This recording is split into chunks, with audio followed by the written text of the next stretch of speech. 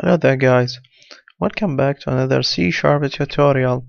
In the previous video we saw how we were able to start working with WinForms application. Today we are gonna start covering buttons. So probably it's better to start everything from the very beginning to give you uh, a reminder of what we did last time. So we start by going to File, New, and then we select a project, and the new project dialog appears. We select Windows Forms, we select a Windows application, as you can see here, Windows Forms application. You give a name, I will use the default here, and you give it an OK. Don't want to say the changes of the previous project, and we get the form here right away. And we talked about these files. This is representing the project file, this is representing the properties, references, the forms, and we talked about the designer here. We can display the other hidden files if you want to anyway. And this one represents the original the code for your logic behind what activity your form does. Okay, and this one's representing the starter file, the one where your program actually starts. Okay, and we are going to cover in the next set of tutorials or videos, we are going to cover the controls here, probably not all of them, but most of these, okay, and see how we can use them to create useful applications. So now today we're going to work with a button here. So I'm going to click this one here and drop it on the form. As you remember from the last video, you can change its size by going to this handle in the corner, clicking it and changing the size, as you can see, or maybe here changing the width, changing the height, no problem. This is the first thing or the first way to change things. Maybe also change the position by clicking it, and moving the control. Okay, if you want to delete it, you just click the control and hit delete button on the keyboard, or you can right click that and select delete. Okay.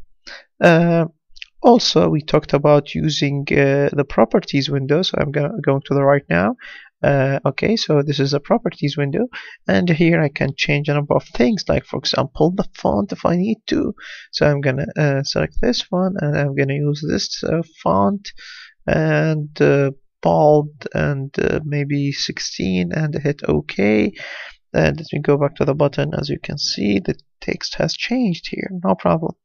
Or probably I want to change, for example, the color of the text, make it kind of red. And let me go back here to show you, and it is red. Okay, so this is all great and fine. And if we run the code here, okay, it is working no problem. So not too much of an interesting thing or something new here. However, the thing that you might want to know, well, how can I know all the properties that this button provides? Well, the properties, you can know them from the properties window if you want. Okay, this is the first thing. However, there are a number of methods associated with the button control here. Okay, so I'm gonna double click this one, and you can see now Visual Studio I created this this method for me, and this method takes two parameters. Okay, we will see how we can create these at runtime later on. Okay, or actually not creating them, but rather link to them at runtime. Anyway, so if I say button 1 dot, okay, you will see these in the IntelliSense. You see there's a little hand and there's a small window or something like that. These are basically properties. Okay, so anything with a small hand and a small window, it is a property. So for example, back color, this is going to change the color of the control. Okay, I'm gonna make this let's say blue, which is a horrible color with when you associate it with red, the kind of red I'm using anyway. So I'm gonna just show you this, and I click it, it changes like that. Okay, now this is a property, right? However, there are other things other than properties. For example, you can see there's this kind of lightning here, right? These are events, and what that means, well, these are like uh, like uh, a call from the control itself to your code. Okay, when the control is working, some event might happen, and the control doesn't know what to do, so it is gonna call your own code and ask you what to do. In this case, let me show you here. This is the click here is an event, and I'm gonna show you here. This is a click. You can see here click is you get a lightning here. So what is happening at runtime, let me just put this one back. Okay, so what is happening here, when you are running the code here, let me show you this. Okay, when you are running the code here and you press this button, what is happening, the button itself is making a call to your form1, and that call goes to button click. Okay, and here you are telling what the button should do. Maybe the button doesn't need to do anything, maybe your form needs to do something instead, so you can just come here and for example, I'm gonna say this dot text equals hello. So this time we are changing the form text. This is a form1, so this is pointing to the form. Okay, so I'm gonna run this and check the header here. Okay, so sorry, the text here. I'm gonna click here, and you can see now it changed to hello. Okay, so we now know there is properties and there is events. Okay, what also do we have? We have another thing here. Okay, you can see there's this is small pink cube or something like that. Okay, this is called a method. Okay, this is a function call that you can that the control can do here. Okay, that is on key up or key press, blah blah blah. There are lots of things here. Okay, now the question is, well, how can I find information about these? Well, it's easy. If you go to we're gonna use Google here. We're gonna go to MSDN. Okay, this is MSDN, sorry, and I'm gonna say C# and I'm gonna say button control. There we go, and hit enter. And what do you see? You see there is button class system Windows Forms, and I'm gonna click on this one here. Come on, come on, come on. Okay, there we go. So what do you see here? This is Microsoft documentation, online documentation. Okay, so you see here the system, Windows Forms, and button class. So button class is part of a number of classes, okay, for building Windows applications. Okay, and in this case we are checking the documentation for the button class. Okay, so it gives you a number of information here, like the .NET Framework 4.5, okay, which means the library version 4.5. There are a number of versions. There is 2.0, there is 3, there is 3.5, and 4.5. I think there's 4.0 client profile or something like that. Anyway, so there are different versions, but basically you want to use the documentation with this that has the same version as yours, and by and large it is the same documentation with few little changes between one and another. Okay, so let's have a look and try to understand how we can use this help, because later on you will find that all the controls use the same way to, or the same style of documentation, and they share lots of things. So if you understand how to work with one of these controls, you would know most of what other controls does. Okay, what other controls do. Sorry, my English is bad, I'm sorry about that. Okay, so here it gives you some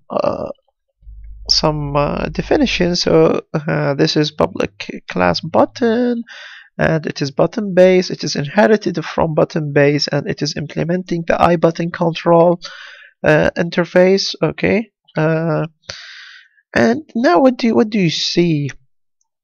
You see here it is saying a constructor. Hopefully you still remember the constructors of classes from our previous tutorials. So it has a constructor, and it tells you what does the constructor do. Okay, and it has a number of properties. You can see now each property, and it explains what each property does. Okay, so you remember I used the back color here. This is, where's the back color? Sorry about that. Let me show you the back color. Okay, you see the back color here. Let me go to the documentation. This is the back color, that one I use, and say it gets or set the background color of the control. Okay, and this property is inherited from button base. Okay, so if you, for example, click on this one, if you want to see more information, probably come on. Sorry, my internet connection is quite slow here, and yeah, and come on, yeah, come on, yeah. This is terrible internet service here, and what can I do? Sorry about that. Anyway, the point is, while this page is still loading, the point is that you can find the details of any properties by just any of these properties by just clicking on them. Okay, so you can see there are other properties, like, for example, let's choose one. For example, there's this dock property. So it tells you here that it gets or says which control borders are docked to its parent control, etc., etc., right? So I can use this one to change the how this control sits on the phone. Okay, and again I can change this in one of two ways. I can do this at design time, so I click it here, and I must find it here, because you can see it is here, it's dock, so it's set to none, and I can change it to like this. Okay, no problem. So I can change things at runtime as well. So I'm gonna double click this. I'm gonna say button1.dock, as you can see, equals okay, you see these little squares with lines on them. This means these are enums. So I'm gonna choose this enum dot, and it lists to me a number of constants that help me give the right value. Okay, so I'm not guessing what the value is. So here I'm gonna make this into full. Okay, so I'm gonna run this. Okay, let me change this form a little bit. I'm gonna click here, and now it is following everything. Okay, so again, I'm just trying to show you how to use this one. Let me try. Hopefully the internet connection is kind of better now. I'm not sure. Okay, now it worked. Okay, so it is part of the control. There's a docker property, and yeah, it gives you details on the method, remarks, and the most important of all is to see the examples. If you go to the part of the examples, it will give you some sample code that shows you how to use the dock property, and the same goes for color. Hopefully this time the color, where's the color? Let me go back. I wanted to show you that you can find example on anything you need. Where's the C? Oh, back color. Sorry there. How about that? Come on, just work, please. Okay, now it's working. Okay, so the internet got a little bit better. So here, let's go back, and there is no examples here, right? Okay, it seems that it depends. Sometimes you don't find examples, but anyway, for the color, it's quite easy to understand. I don't think you need to to read an example to understand it. But anyway, and worst case scenario, if you don't understand something and the documentation isn't good enough, you can still search Google and find details about that. But anyway, the point is, MSDN has most of the details about the library. So if there's something you don't understand or you want to do and you don't know which property to search for, you just come here and search. And again, if you look at these properties, you can see there's a lot of them. And if you look at the methods, you can find there are lots of methods here, too many methods actually. Okay, and you can control lots of things. And finally, the events. As you can see, all these events are available for the button control, which means your control can call your code for any of these. Okay, like for example, key press, key up, mouse move, mouse down, etc. Okay, so we are not going to cover all of these. We are going to cover a few of them. Okay, the few that matters the most, or the ones that you will use the most. Okay, okay. And yeah, this is all I want to tell you about the MSDN. Okay, we'll come back to this whenever we need, if we happen to need things like that. Okay, so now let's try to make something kind of useful with buttons. Okay, so far we just created a button with some color and docking, and this is not really useful. In one of the previous videos, we created some form of calculator, right? That was a long time ago, and I did it in the VB.NET tutorial. So here I'm gonna do something similar, but just with buttons alone. Now, the first thing I'm gonna do, I'm gonna place a button here. Okay, and this calculator will use a button to display text. I don't want to use a text box. You can use a text box, it will be almost the same, but I don't want to use other elements. Okay, so this is the button, and I'm gonna put the value here, which is 0, which means like the value in this calculator is 0. And the form, I will change this. I'm gonna say calc, or let's say test calc. Okay, no problem here. So far so good. I'll save this one, and I'm gonna run this, and what do you see here? There's a 0, no problem. Okay, this is our display. Okay, now what am I gonna do here? Okay, is placing a number of buttons. So I'm gonna click here. Okay, and I'm gonna make this do what? This button will display, will add a 0 to our text here. Okay, so I'm going to change this into what? Let's go to the right, go here. This I'm going to say 0. Okay, no problem. And I'm going to copy this and make another copy. Another copy, another copy, 1, 2, 3, 4, 5.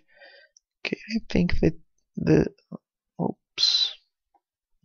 By the way, I'm pressing shift, holding shift key down and clicking on these, and now I'm pressing control and dragging and dropping so that I can make copies quickly. Okay, let me resize this one to be like that. Okay, changing the form size to be like this. Okay, the values will be 0. This should be 1. The next one should be 2. Okay, maybe I need to put the properties window here. Okay, and yeah, click here, there's gonna be 3. Click here, there's gonna be 4. Click here, there's gonna be 5. Click here, there's gonna be 6. Click here, there's gonna be 7. Click here, and 8, and there's gonna be 9. So far so good. And I'm gonna run this, no problem. But the issue is whenever I click a button, there's nothing being changed. So what happens? You need to or the button should call your form when it is being clicked so that you can do something, like for example adding digits to this text over here. So what are we gonna do? I'm gonna do something for this one. So double click here. Okay, now what I can do is the following.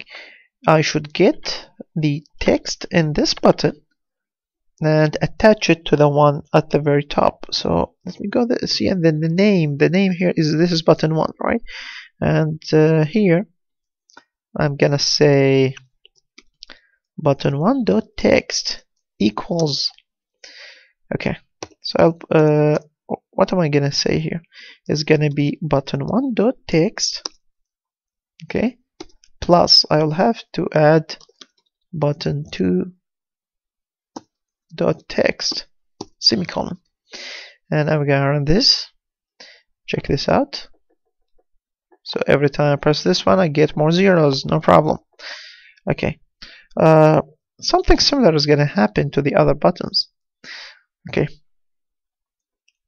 so when I click here, I will say button 1 dot text equals button 1 dot text plus button 3 dot text, right? So in each case, what do I see? I am taking this text and adding the text on the button, which is the number in this our example. So 0 1 0 1. Okay, and as you might have guessed, the same would go for button 1 dot text equal button 1 dot text plus button 4 dot text. Okay, let me put this one here and put a semicolon. Okay, there isn't a reason for me to put it on 2 lines, just that I don't want the line to be too long. Okay, I want it to appear in the recording, okay, and so on. Now you can see this could get repeated again and again and again for all the buttons.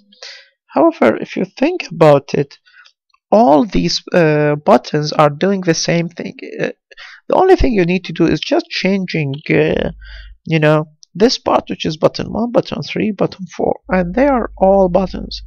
So I'm gonna do something here. Hopefully you won't get confused. Now basically this method, when it gets executed, it will receive the button that executed the call. In this case, it comes in this sender object. So here I'm gonna say button B equals button sender. Okay, so this object, I'm casting it into button and it comes here. And here I'm gonna say B. So far so good, right? So I'm gonna run this. Oh, wait a second.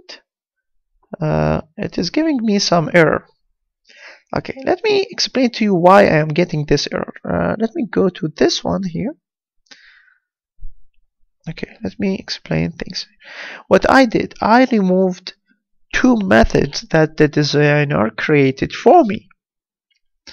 When I remove these, what happens that the designer links these methods with my code. And if you remember the previous video, there's a form1 designer C# file. It was here, right? This one. Okay, and we said that the designer basically adds code here when you design the stuff. So this is the part where the designer is linking our control with our method. So here it links button 3 click event with button 3 click, but this one has been removed. Okay, so I'm gonna use this method over here. Okay, to make things a little bit clear, let me go back. I'm gonna link it with this method, button 2 click. Let me copy this, go to the designer. This is button 2 click, as you can see. Same goes to this one. Right? Okay.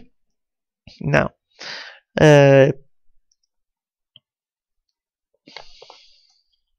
Okay, so this is how it is linking button 4, and I'm gonna use something similar for button 5.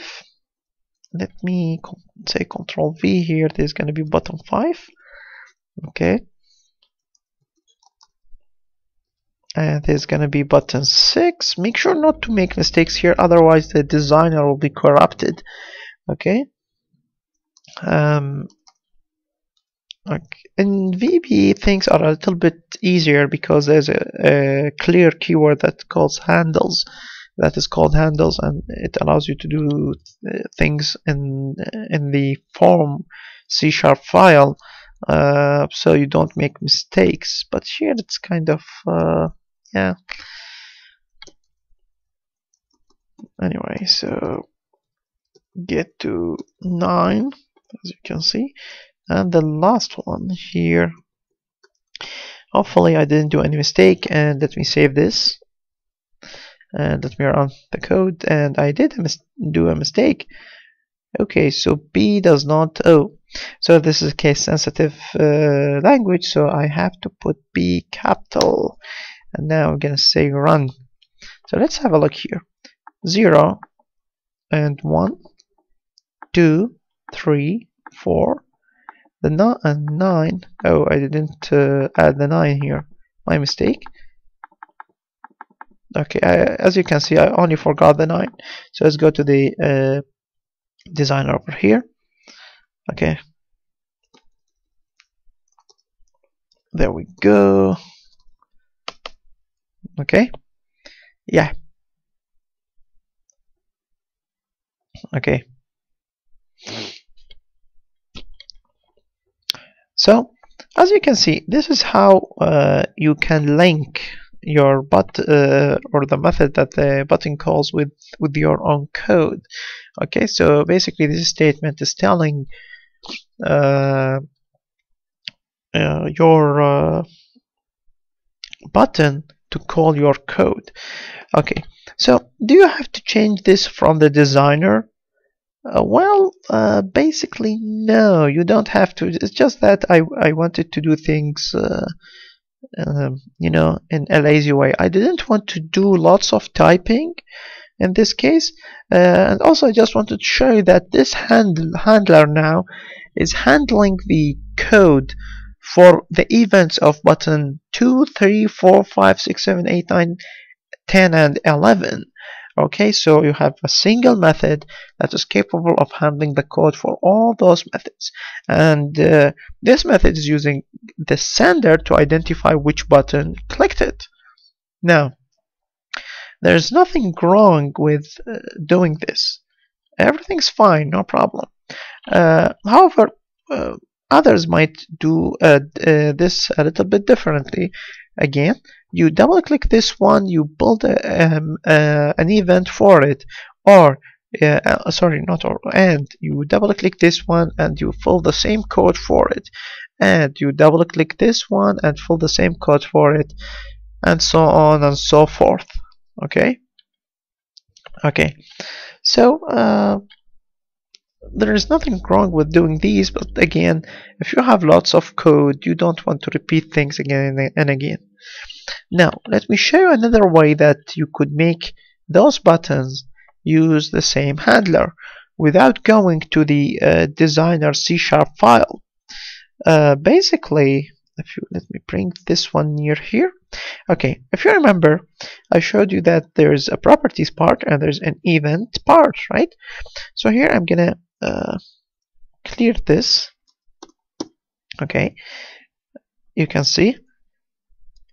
Sorry, I made a double click here. That was a mistake. You just click here, and yeah.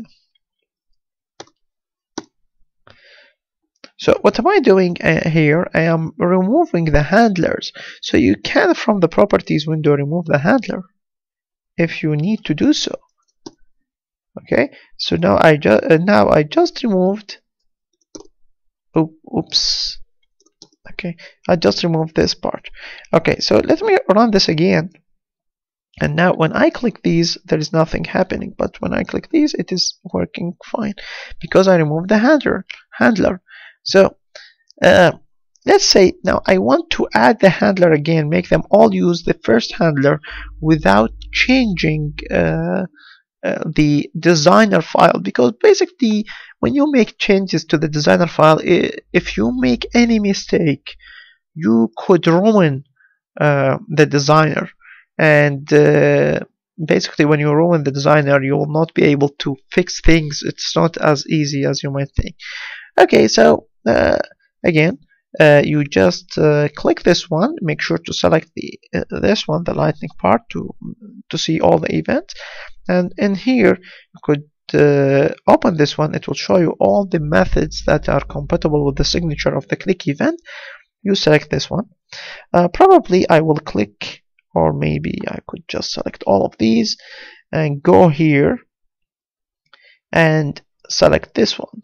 So now all of these are using the same event handler. I think this was much easier. Probably I should have started with that. Okay, sorry, my mistake. So now if I run the code and yeah, I click here, okay, so far so good. So you can see now this you know, the display of this calculator seems to be okay so far. Okay, yeah, so in the next video tutorial we will be covering text boxes, where I am going to change this one to text box, following that, and we will improve on this calculator and see how we can do simple operations. Okay, I hope this was a good introduction to buttons. We will be working more with buttons, and we will see other properties over time. So if I didn't cover lots of things today, it's alright, that's fine. There will be much more practice in the later tutorials. Thanks for watching, and have a wonderful day. Bye bye. We'll go over here, right click, and give it a